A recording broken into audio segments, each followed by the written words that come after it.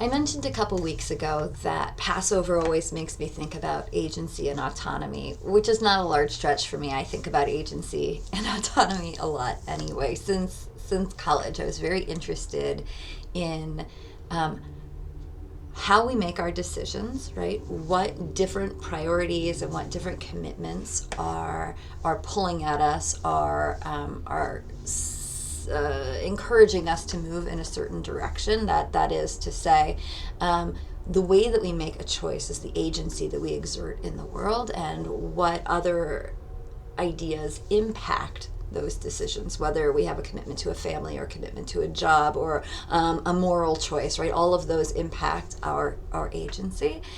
And our autonomy is our ability to make that choice for ourselves. Now, the thing about Passover is, of course, that we have to think about enslavement.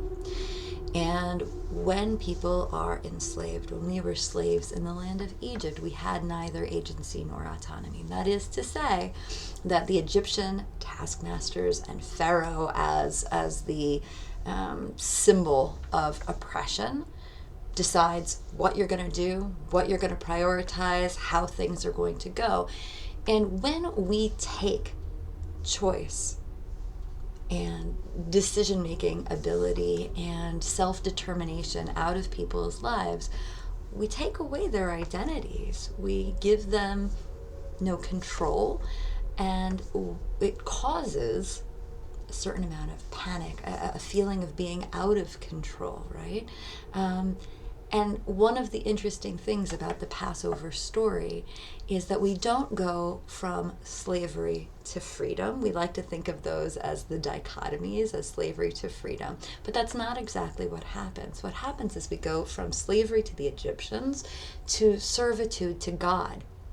So we go from having no control whatsoever to having control, but a new set of rules that impact our agency. And that is to say, our commitment to God, our covenants, the laws, our notion of ourselves as part of a people, as part of a community, and all of those impact the decisions that we make. So our agency has changed, and it is still limited, but our autonomy, our ability to decide what our fate will be and how we will live our lives is given to us, because we have a choice whether or not to participate in the covenant, and a choice whether or not to participate in Judaism.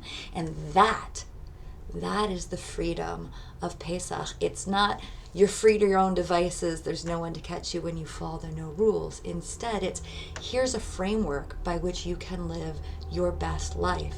And Passover, to a certain degree then, is not about celebrating, yay, we get to be anarchists now. It's about, yay, we get to decide our priorities based on the laws, the morals, and the values that Judaism imposes on our agency, so that our autonomy leads us in the right direction.